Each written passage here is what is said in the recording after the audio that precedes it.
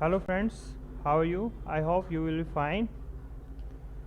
In the previous class we study grammar introduction. So now we start our second class, use of is, am, are.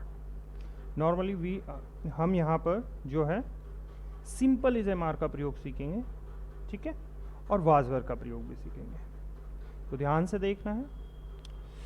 तो सबसे पहले हमें identify देखना है, इसकी जो है क्या पहचान है, इसकी क्या इंट्रोडक्शन पहचान क्या है। अगर हम हिंदी के हिसाब से देखें तो इन वाक्यों के अंत में है, हूँ, हैं आदि शब्द जो हैं वाक्य के लास्ट में आएंगे। दूसरी पहचान है, इनमें कोई कार्य नहीं होता, नो वर्क इज डन, इनमें कोई कार्य नहीं होगा। केवल किसी व्यक्ति या वस्तु की या तो स्थिति बताई जाती है या विशेषता बताई जाती है प्रेजेंट टेंस में, यानी कि ओनली क्वालिटी और पोजीशन।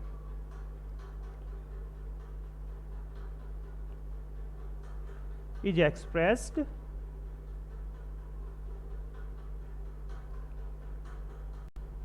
इन प्रेजेंट टेंस।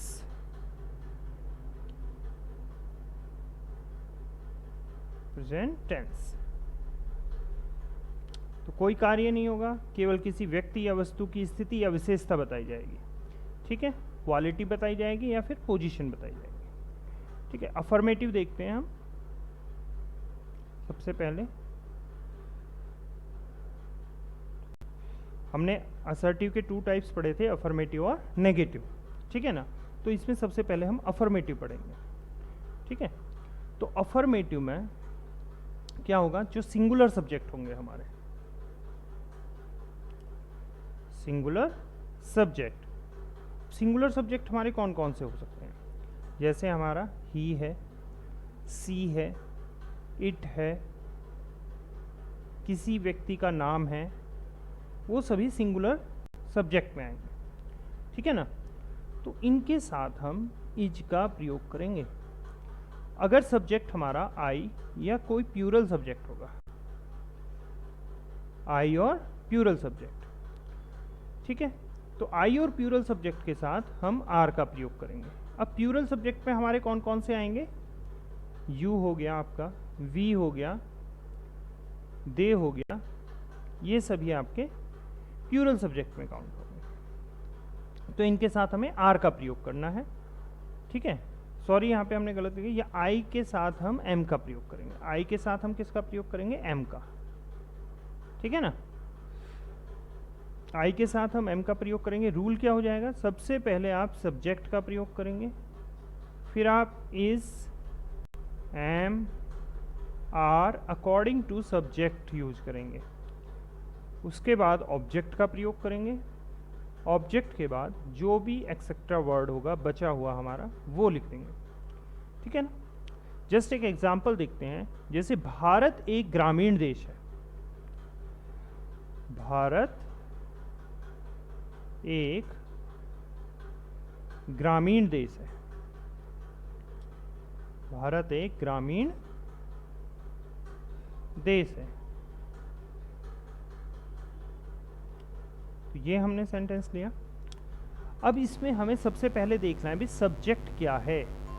तो सब्जेक्ट का पता हम कौन लगा कर करते हैं, भाई ग्रामीण देश कौन है, भारत, ठीक है ना। यानी कि जिसकी क्वालिटी बताई जा रही है, जिसकी पोजीशन बताई जाती है, वो हमारा सब्जेक्ट होता है। नॉर्मली कौन लगाकर हम सब्जेक्ट का पता कर देते हैं, ठीक है ना। सब्जेक्ट को फाइंड आउट करने के लिए कौन का प्रयोग करते हैं। तो सबसे पहले इंडिया आ जाएगा,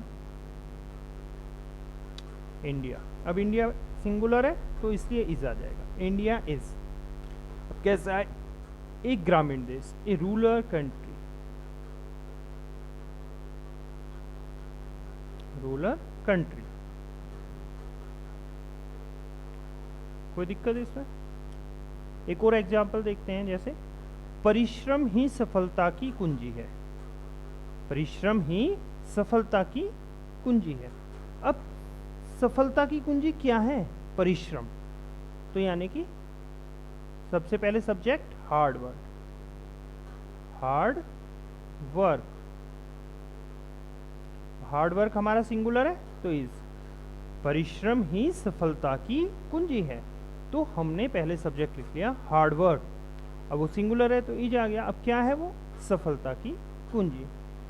तो hard work is the key to success, the key to success.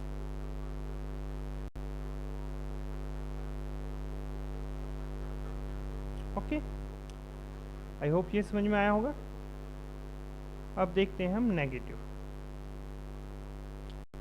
Negative वाक्य में आपका क्या होगा? नहीं शब्द वाक्य में आएगा, तो उसके लिए हमें क्या रूल फॉलो करना है? जो रूल होगा वो क्या होगा? सबसे पहले हम सब्जेक्ट का प्रयोग करेंगे, सब्जेक्ट के बाद इज एम आर का प्रयोग करेंगे, इज एम आर का प्रयोग करेंगे, इज एम आर के बाद हम नॉट लगाएंगे, नॉट के बाद ऑब्जेक्ट आएगा, ऑब्जेक्ट के बाद जो भी एक्सेट्रा वर्ड होगा वो हम लिख देंगे। ठीक है ना? जैसे भारत अभी विकसित देश नहीं है, एग्जाम्पल लेते हैं, जैसे भारत अभी विकसित देश नहीं है, भारत अभी विकसित देश नहीं है। ठीक है, तो हम इसमें सबसे पहले सब्जेक्ट क्या ना, कौन नहीं है विकसित देश? तो इंडिया, इंडिया सिंगुलर है, इज आ जाएगा, नहीं शब्द है तो इज एम आर के बाद हमें नोट लगा देंगे। यानी कि सबसे पहले हमने सब्जेक्ट लिख दिया, फिर इज एम आर का प्रयोग कर दिया, फिर नॉट, अब ऑब्जेक्ट क्या नहीं है?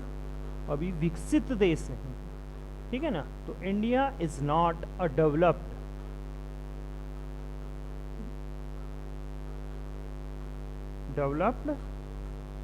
कंट्री।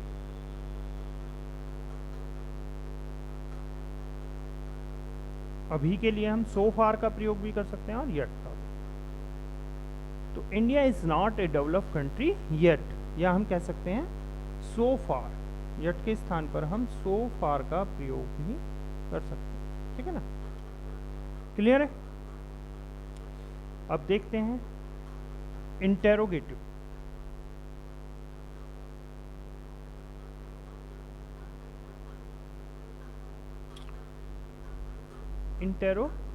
इंटेरोगेटिव फर्स्ट टाइप में हमारा क्या है? फर्स्ट टाइप में आपका हिंदी वाक्यों में क्या शब्द शुरू में आएगा? तो जब हम रूल होगा तो वो किस तरह से होगा? क्या शब्द की इनमें कोई अंग्रेजी नहीं लिखते, सीधे हेल्पिंग वर्ब से सेंटेंस की शुरुआत करेंगे। तो इज एम आर, सबसे पहले इज एम आर का प्रयोग करेंगे, इज एम आर के बाद आप सब्जेक्ट लगाएंगे, सब्जेक्ट के बाद ऑब्जेक्ट, क्योंकि वर्ब तो इनमें होगी नहीं, क्योंकि कोई कार्य नहीं होता, केवल किसी व्यक्ति या वस्तु की स्थिति या विशेषता बताई जाती है। ओनली क्वालिटी और position is expressed, no work is done, इसलिए वर्ब भी नहीं होती है इनमें। ठीक है? Etcetera, is am are, subject, object, etcetera, इस रूल को फॉलो करना है और हमें अपना सेंटेंस बना देना है। जैसे क्या राम कामचोर नहीं है? क्या राम कामचोर नहीं है? कामचोर नहीं है, क्या राम कामचोर नहीं है? तो इसमें हमें सबसे पहले इज एम आर का प्रयोग करना है। अब सब्जेक्ट फाइंड आउट करेंगे भी, कामचोर कौन नहीं? राम, तो आ जाएगा हमारा इज, फिर हमें सब्जेक्ट का प्रयोग करना है। सब्जेक्ट कौन कामचोर नहीं है? राम, तो इज राम। अब ये चीज ध्यान रखनी है, अगर इंटेरोगेटिव में नोट का प्रयोग होता है तो आफ्टर सब्जेक्ट हम नोट का प्रयोग करेंगे। ठीक है? Is Ram not. ठीक है? अब कामचोर, कामचोर की क्या होती है? श्रीकर। ठीक है ना? SHIR SRIKER, Shrikar. Is Ram not Shrikar, क्या राम कामचोर नहीं है? ठीक है। इसके बाद देखेंगे interrogative second type.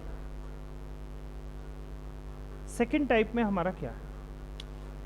Second type में इंटेरोगेटिव वर्ड सेंटेंस के बीच में आता है हिंदी सेंटेंस के अनुसार, लेकिन जब हम इंग्लिश सेंटेंस में बनाते हैं तो इंटेरोगेटिव वर्ड की अंग्रेजी सबसे शुरू में लिखेंगे, फिर हम इज एम आर का प्रयोग करेंगे, इज एम आर का प्रयोग करेंगे। आफ्टर दैट हम सब्जेक्ट का प्रयोग करेंगे, अगर नोट होगा तो नोट लगाएंगे, फिर ऑब्जेक्ट का प्रयोग करेंगे और फिर एक्सेट्रा, और फिर क्वेश्चन मार्क आ जाएगा। जैसे आजकल तेल इतना महंगा क्यों है? जैसे हम एक एग्जांपल लेते हैं, आजकल तेल इतना महंगा क्यों है? इतना महंगा क्यों है? इतना महंगा क्यों है? ठीक है। तो हमें सबसे पहले इंटेरोगेटिव वर्ड चाहिए। तो इसमें इंटेरोगेटिव वर्ड क्या है? क्यों। क्यों की अंग्रेजी क्या लिखवाई थी मैंने? वाई। वाई। अब हमें इजेमार का प्रयोग करना है। सब्जेक्ट क्या है? ऑयल। ऑयल सिंगुलर में आता है तो इसलिए इज, वाई इज। फिर सब्जेक्ट लगा देंगे ऑयल, वाई इज ऑयल। ठीक है ना। अब इतना महंगा, इतना महंगे के लिए so costly, why is so costly. ठीक है ना। आजकल है तो टुडे आ जाएगा, why is oil so costly today. सबसे पहले इंटेरोगेटिव आ गया वर्ड, फिर इजेमार का, फिर सब्जेक्ट का प्रयोग किया, फिर हमने ऑब्जेक्ट, सो कॉस्टली टुडे। क्लियर है? तो ये हमारा इजेमार का प्रयोग था। नॉर्मल इजेमार का यूज था सिंपल इजेमार, जिसमें कोई कार्य नहीं होता, केवल किसी व्यक्ति या वस्तु की स्थिति या विशेषता बताई जाती है। अब इसमें एक चीज समझना है आपको कि अगर हम इजेमार का प्रयोग सीख गए हैं तो वाज वर्ग का भी सीख गए हैं। वाज वर्ग का कैसे? बस इसमें है हूं है तो उसमें क्या आएगा? था, थी, थे। ठीक है। कोई वर्ग जो है उनमें भी नहीं होगा वाजवर वालों में, केवल क्वालिटी और पोजीशन एक्सप्रेस होगी, केवल किसमें? पास्ट टेंस में होगी वो। ठीक है। सिंगुलर सब्जेक्ट के साथ हम वाज का प्रयोग करेंगे और प्लूरल सब्जेक्ट के साथ हम वर का प्रयोग करेंगे और आई के साथ वॉज आएगा। ठीक है। बस इजेमार के स्थान पर वॉजर का प्रयोग करना है। जैसे मान लीजिए यह भारत एक ग्रामीण देश था, तो था आ गया, इसमें पास्ट में बात हो गई, तो हम इंडिया के बाद वॉज का प्रयोग कर देंगे। ठीक है। India was a rural country. ठीक है। तो इस तरह से नेगेटिव में वॉज वर, इजेमार के स्थान पर वॉज और आ जाएगा और नॉट का प्रयोग हो जाएगा। जैसे भारत अभी विकसित देश नहीं था, तो India was not a developed country yet. ठीक है। इंटेरोगेटिव फर्स्ट टाइप में जो है वाजवर का प्रयोग सबसे शुरू में हो जाएगा। बस क्या राम कामचोर नहीं था? Was Ram not Shrikar. ठीक है। आज इस तरह से आजकल तेल इतना महंगा क्यों था? तेल इतना महंगा क्यों था? तो why was oil so costly. तेल इतना महंगा क्यों था? तो why was oil so costly. तो आई होप ये क्लास आपको समझ में आई होगी और आपने इसे खूब इंजॉय किया होगा। जो है इससे संबंधित जो एक्सरसाइज है उसके लिए मैं लिंक भेजूंगा तुम्हें, जो है वीडियो के नीचे डिस्क्रिप्शन बॉक्स में ही मिलेगा। ठीक है। उसे चेक करना और वहाँ से एक्सरसाइज करने की कोशिश करना। अगर कोई प्रॉब्लम होती है तो आप मुझे जो है कमेंट बॉक्स में बताओगे। ठीक है बेटा। Okay, thank you.